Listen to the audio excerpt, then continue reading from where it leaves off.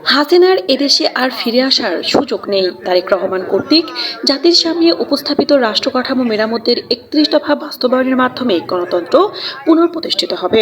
আজ শুক্রবার বিকালে মকসুদপুর উপজেলা বিএনপির উদ্যোগে স্থানীয় কার্যালয়ে এক মতবিনিময় সভায় জাতীয় নির্বাহী কমিটির সহ সাংগঠনিক সম্পাদক সেলিমুজ্জামান সেলিম এসব কথা বলেন।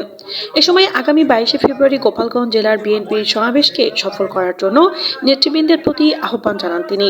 উপজেলা বিএনপির সভাপতি আব্দুল সালাম খানের সভাপতিত্বে এবং সাধারণ সম্পাদক মোহাম্মদ তারেকুল ইসলাম রাজুর সঞ্চালনায় অনুষ্ঠিত মতবিনিময় সভায় অনেকের মধ্যে উপস্থিত ছিলেন মকসুদপুর পৌর বিএনপির সভাপতি আবুল বাশার টুটুল বিশ্বাস,